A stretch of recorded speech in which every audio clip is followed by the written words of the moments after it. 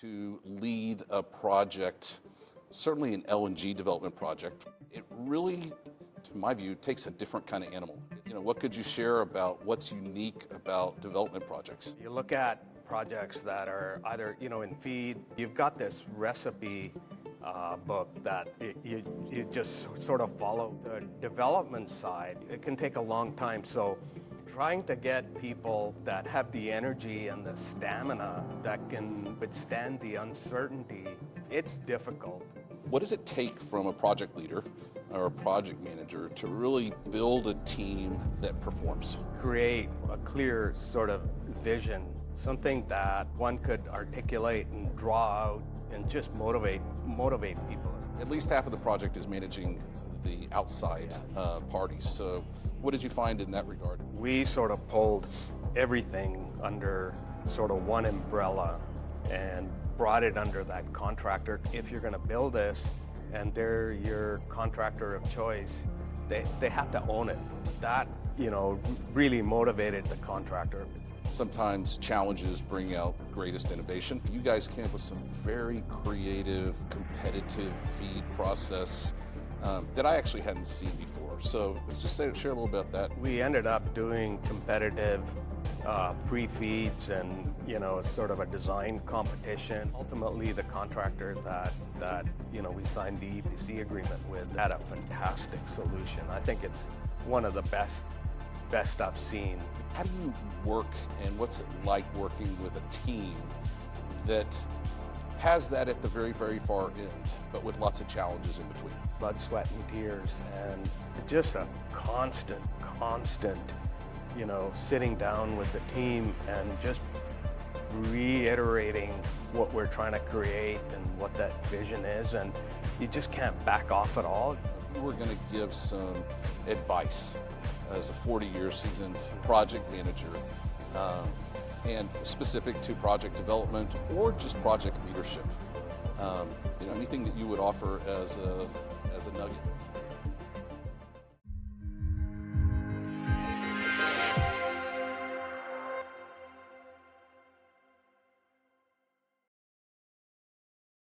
All right, welcome back to the Leadership Build. I'm your host, Casey Freeman with JMW, and today I'm happy to have Tony Diocee, the Vice President of Projects and Project Director for Commonwealth LNG, to join us. Tony and I have worked together, I guess, over the last 10 years. 2015. On development projects. And although Tony is a project director and manager with a lot of project experience, specifically, we're going to talk today a little bit about project development and what is leadership and the human capability and how to leverage that in project development. So, Tony, maybe you want to tell a bit more about yourself? Yeah, sure. Just under 40 years of experience in the energy industry. Most of it in projects. Did spend a little bit of time in operations early on in my career, which was excellent experience because it sort of set the foundation for, when you build something, you have to operate it, and sort of getting that early on really helped build that foundation. But after that, I spent my entire career with Amoco BP on large mega projects, and I'd say a couple stand out. One was Atlantic. I think that was my first big project when I moved from Calgary to Houston. And it was one of these projects where they didn't believe it was going to happen. And it actually happened. We built 4 trains in Trinidad, and it really helped me grow significantly from being a lead young engineer to commissioning manager and engineering manager, and move on to do projects. And so that was, the foundation, not only the scope of work, but the people that I worked with. They shaped sort of my leadership style and, who I am today. And it always takes a village, as they say. So, yeah. And then I spent time doing other projects in the U.S., and BP threw me into Gulf of Mexico, not literally, but to do projects. Built a drilling rig, which was sort of unique. It was like a giant robot, Transformers type of project. Learned a lot there too, and working with different divisions within the organization. And then I'd say the project that was really cool outside of Atlantic was, it was called Project 20K. Oh, yeah. And it was to develop technology to drill wells that had reservoir pressures of 20,000 PSI offshore. And at the time, technology only existed for 15,000 PSI. So it involved drilling rigs, risers, subsea completions, containment, because this was after the oil spill, and then production only up to a subsea HIP system. And I started that in 2015 with a team at BP, and left in 2015, but I've still talked to some of the folks that are working it with other IOCs, and it's come to life. It's actually amazing. So that was cool. It sort of blended the mega project concept with new technology development. Yes, great. And it's interesting you're talking about Atlantic LNG. We're here at the Energy Projects Conference, and there's a lot of conversation here about LNG projects. And interestingly enough, you can almost trace the different people in each of these projects back to some participation in Atlantic LNG. So it seems to have been a project and an operation that has spread and is now part of all of the North American LNG. Yeah, I mean, you do see a lot of people, whether it's on the project sides or on the operational side. It's amazing, all the facilities in the Gulf of Mexico. I bet you could knock on the door and find someone that worked on Atlantic or, started as a new, technician or a new hire engineer. A lot of them are here in the Gulf Coast. Great. So one of the things that I thought would be interesting, because I know that when you and I worked together, we worked on a large development project, developing an LNG project. So, and I know that that's what you've been working on now. And, I think a lot of the conversations here at the conference are very much about execution, which, by the way, is important. And you and I could have another conversation on that. But one of the things I thought was really unique is what it is to lead a project, certainly an LNG development project, which are quite often development companies, right? Like they're not IOCs. And it really, to my view, takes a different kind of animal. It's a different kind of capability, experience, and certainly a different type of leadership required. So I'm interested in your experience on, what could you share about what's unique about development projects? Yeah, no, absolutely. I mean, I didn't mention Jordan Cove. That project definitely was unique. I mean, as they always say, it's two guys and a dog that started it. Yep. I think in this case, it really was two guys and a dog. And, Varus and Pembina bought them out, and we took over the project. And even though there was a midstream company behind it, Verison was extremely small. And, the team here in Houston, we built it up with a few people. Betsy, who was the CEO, I'd worked with her before, and she brought me on board and a couple other people. But, one of the differences is that, you look at projects that are either, in FEED or, they've hit FID, and whether it's LNG or, some other energy project, you've got the scope defined. Even in FEED, a lot of the decisions are made. So it's about production, detailing, get the cost and get the schedule. And so you've got this recipe book that you just sort of follow it. And the trick is not to interfere with the contractor and start making changes. The development side is, you might not know that, that you have some investors and you want to do something in the energy space. So, it might be, do I do windmills and solar? Do I do LNG? Do I do, offshore, production or whatever? So, you can narrow it down from that, and then say it is LNG.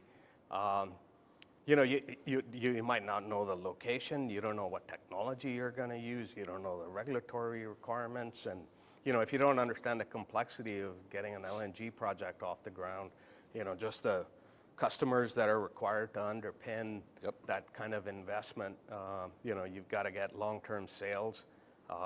you got to get permits, you got to get financing, you've got to get a EPC price that's that's viable and makes the project economic.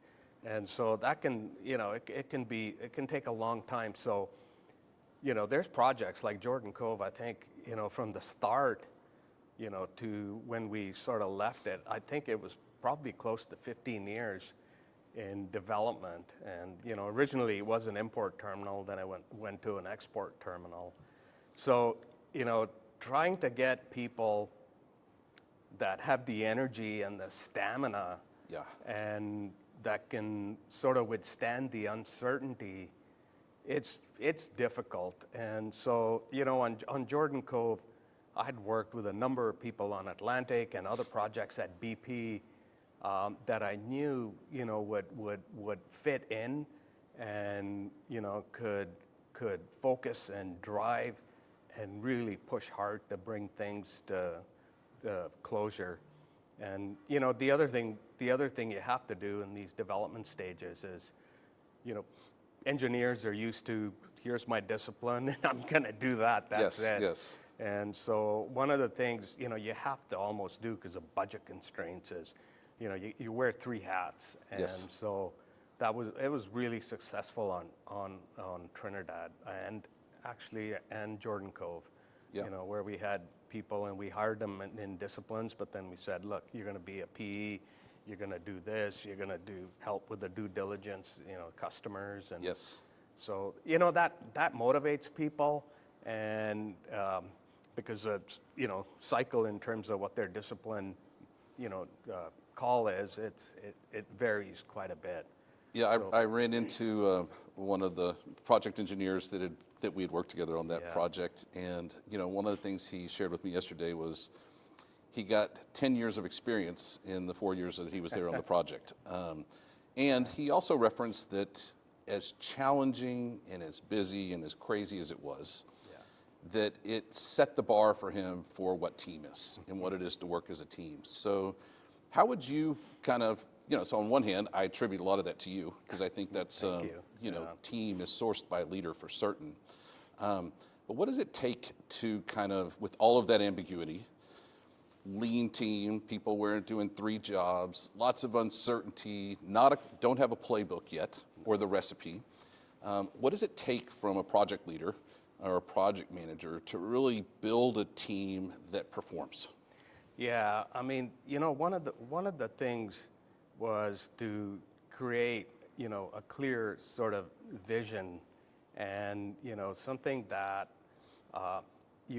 one could articulate and draw out. And, we talked about it a lot and, did team building, spontaneous team building events, take the afternoon off and go have, an adult beverage and snacks and just talk about, what we're thinking about doing, and that, and just motivate people, a simple thing like that. But I think part of it is if a leader doesn't know where they need to go, it's like this situation, you're driving in snow and your car, goes into a little skid or you see an accident, but don't look at the accident, look where you want to go, right? Yeah. So it's the same thing. And I think, having someone that at the top that's got the breadth and the depth to be able to understand the spectrum of what it takes to get one of these projects off the ground, and make decisions quickly, because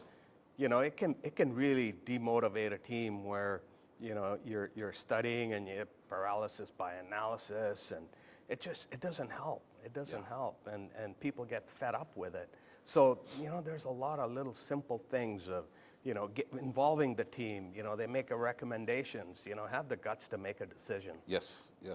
Yeah, that's great. Well, one of the things I remember from the project is, part of the dynamic was you were engaged with a lot of different contractors, EPC companies, right? Because, it's not like you're in execution where you have a contract, the parties are set. You were dealing with a lot of different contractors as you formulated your plan and your vision. And I suspect sometimes even working with different engineering companies, the ambiguity and uncertainty is also a challenge. So how did you find, because part of at least half of the project is managing the outside parties. So what did you find in that regard, and what was useful, and what challenges did you come across? Yeah, it was when we first got into Jordan Cove, the two developers were using a lot of small firms, and I mean dozens and dozens of them. And I don't know how they did it, actually, located in different parts of the United States, and you're trying to zip this thing together, and it's really tough. And so one of the things, I mean, they were working with a bigger contractor and a construction contractor that's well known, and so we sort of pulled everything under sort of one umbrella and brought it under that contractor, because there's an element of, you can direct them to do a little piece, but ultimately, if you're going to build this and they're your contractor of choice, they have to own it. Yeah. And so it's really important, to pull in, everything, and we managed to do that, and that, really motivated the contractor, because now it was like, okay, we see it, I'm in control of it, I'm responsible, and oh, by the way, I can actually optimize it a bit better, because you're not doing something and, there's an output, that's my input, and you're just, sending that stuff to me without that, communication and the deep, interactions that are required. And so, we were able to do actually quite a bit with the contractor to optimize that design significantly. Yeah. Significantly. I think, sometimes challenges bring out greatest innovation. Yeah. And, if I remember back, not a lot of money to spend, very lean team, trying to pull together a very complex permitting that ultimately was, wasn't able to get done. But I remember, you guys came up with some very creative, competitive feed process that I actually hadn't seen before. So let's just share a little bit about that and how that came about. Yeah, I mean, we ended up doing competitive pre-feeds and, sort of a design competition. And, people call it, oh, you had a beauty contest. But, this was serious. I mean, we incentivize the contractors in that, look, the best solution and, the CapEx that you come up with, the design, the schedule, and, everything else, is going to move you forward to the next stage.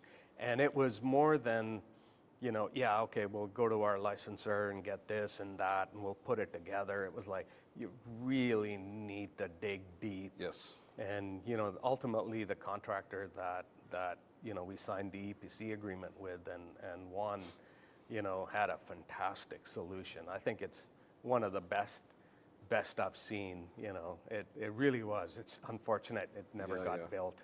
Yeah. Really It was interesting too. I one of the things that was unique to me that I had not seen was it wasn't 3 competitive pre-feeds with the same scope. No. It was different technologies. Yes. So different process technologies. Yeah. And so in some regards, you were not just paying for the best price, you were really looking at it as an evaluation of, what is going to produce the most, right? Yeah, exactly. CapEx, the whole, and I think that was, it's like a very creative way to, hone in on the best solution. Yeah. So. Yeah, and that it really complicated because we had a FERC filing, and we knew that we might have to go back, but we also knew if we told the 3 contractors, here's the box you need to use, it takes away a lot of creativity. Yeah. Great. Going back to you and managing your team, development projects and development companies, I think you could liken it to like a tech startup, right? Yeah. Where you get a few committed people together with some big prize at the end. but most startups fail to deliver that, Yeah. right? But there's a built-in incentive of maybe some big payday if you can get to the end way out here, which is exciting as a start, but then mostly you have to deal with the realities as they come up with today. So how do you work, and what's it like working with a team that has that at the very, very far end, but with lots of challenges in between? Startup is exactly it. I mean, blood, sweat, and tears. And, you might have some incentive that comes 5, 10, maybe 15 years. And when people initially see that, it's like, wow, that is unbelievable. I'm going to sign up for this and take on the risk. And it's all exciting. And then, 6 months go by and there's obstacles that Yes.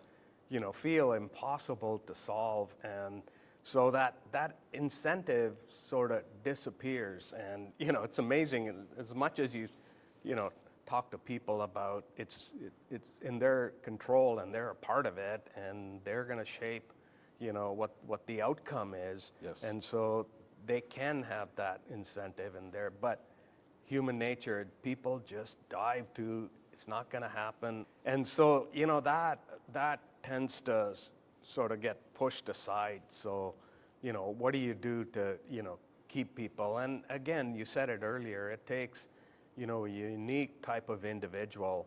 And, a lot of the startup types, you might have people that have a lot of gray hair and maybe retired and, they got nothing to lose, but you always want a blend of people. You want Yes. some young people who can sort of carry the torch, because if it does get to, launch and they can see it through to startup, that continuity is Yes. really, really important. That context, what did we do? Why did we do it?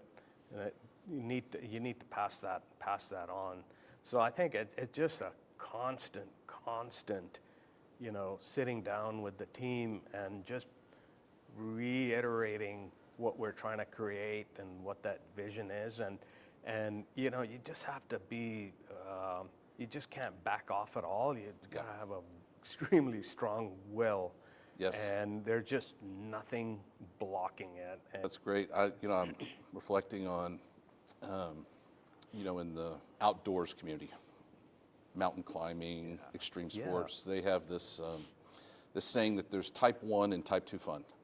Okay, so type 1 fun is the type of fun that's fun while you're doing it. Go have a beer with your buddies. Go play golf. Go do whatever the things that it's fun while you do it. And type 2 fun are the types of things that while you're doing it, it's hard, it's physically demanding, it's exhausting, you want to quit, right? And then when it's over, you look back and you go, that was awesome, right? It's kind of the Yeah. analogy of climbing a mountain. Yeah. And that secondly, the analogy with teams is not only do you look back, just like your colleague did yesterday and said, that was awesome, even though we didn't make the summit. But that the bond that the relationships that you get and build through that shared experience are something that actually are special. You look back and you did that together. Yeah. So I think you've accomplished that. It's an alumni group from Jordan Cove that I'm sure you stay in touch with. I Yes. see them every once in a while. Project engineer said, the project still represented the standard for team, and it was a project that never reached FIDs. And I think everybody looks back at that as kind of a peak experience, despite all of the challenges and turmoil, long hours, sleeping in the factory, so to speak. Thank you. Yeah. Maybe one last thing. I think our listeners, I think, are project professionals, and if you were going to give some advice as a 40-year seasoned project manager, and specific to project development or just project leadership, anything that you would offer as a nugget. Yeah, that's, I said it earlier, I was fortunate enough to work with some excellent people, right out of school that, I just looked up to, and their style, was something that I just, it attracted me to that style. And, I haven't hardly worked with anyone that, was the old school, get the whip out and Yeah. type of thing. So I think, there's an element, I mean, organizations, such as yours, that can help, sort of formulate and get the team set up to go in the right direction. I think secondly, the development phase, there's so much pressure on budget, not enough people, and schedule. And look, everyone's got their sleeves sort of rolled up, and you're doing everything, spreadsheets, and Yes. I'll design this and I'll manage this. So you have to be able to dive in deep and look up. But I think taking the time out to really spend time with your people, it's easier said than done. We say it, but just being genuine about it in terms of taking the time to really know your people, know what makes them tick, and know what their motivations are. I think just getting time to reflect. We don't do that. There is no time. It's like we're working 12, 14 hours a day. So, Well, as I remember, Tony, that wasn't just a principle or an idea. That was part of your schedule. We had, 2 days set aside on a regular basis, even though there were not 2 days available, because you valued that, right? And you knew it was important. So it made a world of difference. It really did. Not only for the leadership team, but as the team, and then once Pembina came into the fold, pulling in people from Calgary, it really helped integrate, because this train, or as they say, the plane was flying at 400 or 500 miles an hour, and people were jumping on and some were jumping off. So we were focused to get to FID. Really were. Yes. And that it helped. What you did for us. Sort of accelerated that. Get in the fold. Yeah. Great. So Tony, thanks so much. Appreciate your time. Appreciate your friendship. Thank you. It's been a pleasure, and thank you, and we'll see you next time. Yeah, thank you.